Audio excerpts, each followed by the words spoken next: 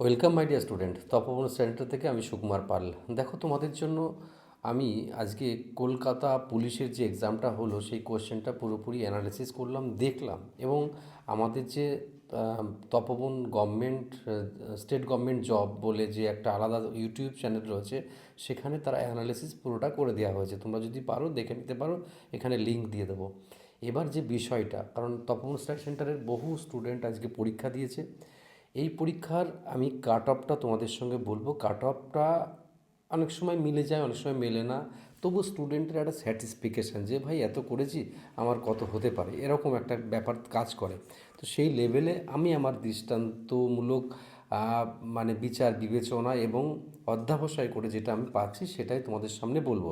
এটাকে ধ্রুব সত্য হিসেবে মেনে নেওয়ার কোনো দরকার নেই। তার কারণ হচ্ছে কাট অফের কথা কেউ বলতে পারে না সঠিকভাবে, জাস্ট একটা অ্যাজামশান করে দেওয়া। আমি দেখছিলাম কোশ্চেন পেপারের মধ্যে এবার যে সব থেকে যে বড় বিষয়টা নিয়ে আমি চর্চা করব, আগে চর্চা করে নিই একটুখানি, তারপরে আমি বলে দেবো যে এই কোশ্চেনে এখন কিন্তু কিছুটা অ্যাডভান্স ম্যাথ দিয়ে দিল। যেরকম পলিনোমিয়াল থেকে শুরু করে কিছু কিছু জায়গায় অ্যাডভান্স ম্যাথ দিয়ে দিয়েছে। স্টুডেন্টরা অনেকে একটু ভ্যাবাচ্যাকা খেয়েছে। আচ্ছা, আর একটা বিষয় সেটা হচ্ছে যে কিছু রিজনিংয়ের কোশ্চেনও একটু লেন্দি টাইপের দিয়ে দিয়েছে। জিকে টিকে মোটামুটি মডারেট বলা যায়। প্রসঙ্গ হচ্ছে যারা সেন্ট্রাল গভর্নমেন্টের প্রিপারেশান নিচ্ছে তাদের এই পরীক্ষাটা ভালো হবে। আমি যা দেখে বুঝলাম, কিছু কোশ্চেন প্রচণ্ড সহজ দিয়ে দিয়েছে, কিছু কোশ্চেন মডারেট দিয়েছে, কিছু কোশ্চেন একটু টাফ আছে। তো এই নিরিখে তাকিয়ে আমার সঙ্গে সবাই যে গলা মিলিয়ে হ্যাঁ হ্যাঁ করবে, সেটার জন্য আমি ভিডিওটা করছি না। তো আমার কথা বোঝাতে পারলাম তো। আমি আরেকবার রিপিট করছি, যারা সেন্ট্রাল গভর্নমেন্টের বিভিন্ন এক্সামের জন্য প্রস্তুতি নিচ্ছে তাদের কাছে এই কোশ্চেন জাস্ট ইজি। শুধুমাত্র যারা স্টেট গভর্নমেন্টের জন্য এক্সাম পরীক্ষা দেওয়ার জন্য যারা রেডি করছিল, পিএসসি বা এই সমস্ত পরীক্ষা, তাদের কাছে এই কোশ্চেনটা কঠিন। এটা একটা গেল। আরও একটা কারণ আমি বলবো, সেটা হচ্ছে যে এই পরীক্ষাতে সবাই কিন্তু পরীক্ষা দিতে পারে না। যাদের হাইটের প্রবলেম আছে, হাইট কম, ওয়েটের ব্যাপার আছে, তারা কিন্তু পরীক্ষা দিতে পারে না। একটা অংশের ভ্যাকান্সি কিন্তু সেখানে বাদ হয়ে যায়। আচ্ছা, সিট সংখ্যাও গতবারের তুলনায় যে খুব বেশি তা না, কমই আছে। তো এই ক্ষেত্রে আমি আর কথা না বাড়িয়ে একদম প্লেন বা ডাইরেক্ট অ্যাকশান, মানে ডাইরেক্ট কাট অফে চলে যাব আমার প্রত্যেকটা স্টুডেন্টকে। এবার তারপরে আমি কিছু কথা বলবো এখন পুলিশের চাকরি পাওয়ার জন্য কোন বিষয়টার উপরে বেশি জোর দেওয়া দরকার। ঠিক আছে? তো দেখো, ক্যাটেগরি ওয়াইজ যদি আমি তোমাদের কাছে বলি, আমি কনস্টেবল, লেডি কনস্টেবল দুটোতেই আমি বলবো।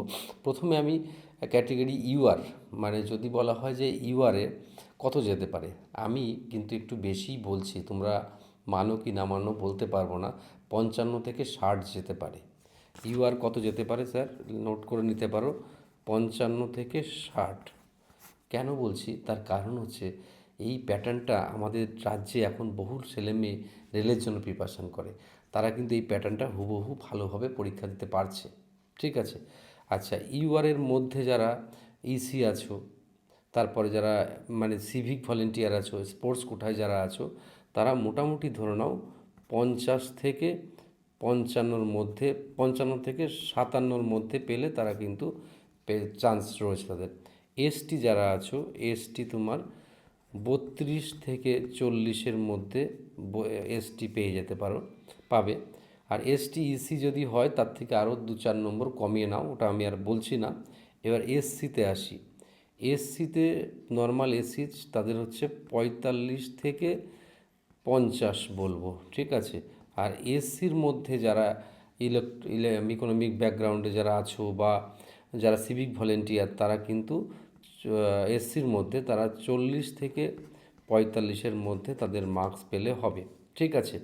আচ্ছা, ওবিসি এ যদি বলি, ওবিসি এ তোমার 50 থেকে, ওবিসি এ কিন্তু বারবার বলছি, ওবিসি এ 50 থেকে, আমি যা বলছি এগুলো সব কনস্টেবলে, 50 থেকে 55-র মধ্যে। ওকে? আর ওবিসি বি, ওবিসি এর মধ্যে যারা ওই সিভিক ভলেন্টিয়ার বা যারা ইসি আছো বা যারা এইচজি আছো, তারা হচ্ছে তাদের 47 থেকে তোমার 53। আচ্ছা, আর ওবিসি এ তো হয়ে গেল। এবার ওবিসি বি, ওবিসি বি হচ্ছে তোমার লাগবে, একটু বেশি লাগবে, 52 থেকে 55। 57। আচ্ছা, এবার ওদের থেকে ওবিসি বির একটুখানি যারা ওই আছে তার থেকে 2 নম্বর এখানে কমলো মনে করো, যারা ওই হোমগার্ড বা এরকম, বা তোমাদের যাদের ইসি আছো, বা যারা তোমাদের মধ্যে সিভিক ভলেন্টিয়ার, তারা 2 নম্বর করে কমিয়ে করতে পারো এটা। ঠিক আছে, এইটা কিন্তু এটা আমার বিবেচনার মধ্যে, বারবার বলছি তোমরা এটাকে ধ্রুবসর্দি ভাবার দরকার নেই, বিশেষ করে তপবনের স্টুডেন্টের জন্য এটা জানিয়ে রাখলাম, অন্যরা মানো কি না মানো আমার জানার দরকার নেই। এবার হচ্ছে লেডি কনস্টেবলের ব্যাপারটা যদি আসি, লেডি কনস্টেবল মোটামুটি ধরে নাও 40 বা 42 থেকে 47 ধরে নাও লেডি কনস্টেবলে। আর তারপরে ওরকমভাবে ইউআরের যদি ইসি বা ভলেন্টিয়ার মানে সিভিক ভলেন্টিয়ার বা স্পোর্টস কোটা এরকম যদি ধরো, তাহলে ওখানে 40 থেকে 42, 40 থেকে 45 এরকম আর কি। ঠিক আছে, এসটি যদি ওই সিস্টেমের মধ্যে আসো, এসটিদের তাহলে তোমার 26 মানে 28 থেকে তোমার 36 এরকম এরকম পরপর আমি বলে যাচ্ছি। আর আমি এবার বাকি সবগুলো বলছি না। আর এসসিদের জন্য বলবো, এসসিদের হচ্ছে 35 থেকে 40-এর মধ্যে, এসসিদের হচ্ছে 35 থেকে 40-এর মধ্যে লেডি কনস্টেবল। ঠিক আছে, আর ওবিসি এ লেডি কনস্টেবলের ক্ষেত্রে 35 থেকে 40 ওবিসি এ, আর ওবিসি বি, ওবিসির বি 35 থেকে 40 এদেরও রাখছি। ঠিক আছে, এই মোটামুটি একটা আইডিয়া। আমার কথা হচ্ছে যে অনেকে তো জেনারেলের মধ্যে চলে যাবে এর মধ্যে, তো একটা ওভারঅল আইডিয়া দিলাম, তাহলে আমরা নিশ্চয়ই বুঝতে পারলাম এটার সম্ভাবনা আমার কাছ থেকে মনে হয় আছে। অনেকে বলবে স্যার এত বেশি না, অনেকে বলবে এত কম না, আমি ওইসবে যাচ্ছি না। আগের বার এর থেকে বেশি গেছিলো, কাট অফ এর থেকে কমবে বলে আমার কিন্তু খুব একটা মনে হচ্ছে না। এবার আমি যে কথাটাই তোমাদের সঙ্গে আসবো, সেটা হচ্ছে খুব সহজ এবং সিম্পলভাবে আমি সবাইকে একটা কথা জানিয়ে দিতে চাই। এখনকার কোশ্চেন প্যাটার্ন তুমি গর্ব করে বলতে পারবে না যে একদম এরকমই আসবে। হ্যাঁ, কোশ্চেন কমন আসছে, তার মানে তাদের আসছে কমন যারা কিন্তু অলরাউন্ডার খেলা করছে।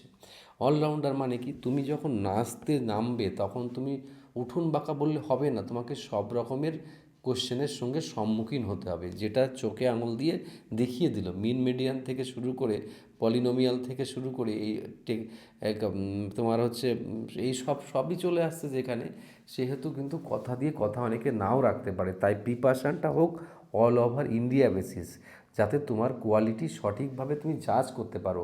আমার কিন্তু এটা আজকে তোমার জন্য সাজেশান।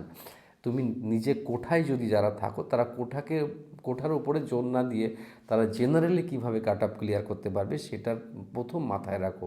ঠিক আছে, এই সব ব্যাপারগুলো থাকছে। তাছাড়া যদি ডিফেন্স লাইনে তোমার খুব আগ্রহ থাকে, সাথে সাথে আমি তোমায় বলবো তুমি কিন্তু ফিজিক্যাল অ্যাক্টিভিটিটা বাড়াও। ফিজিক্যাল অ্যাক্টিভিটিটা যদি বাড়াতে পারো, তাহলে তোমার কিন্তু আর ওই ফিজিক্যালি থেকে বাদ যাবে না।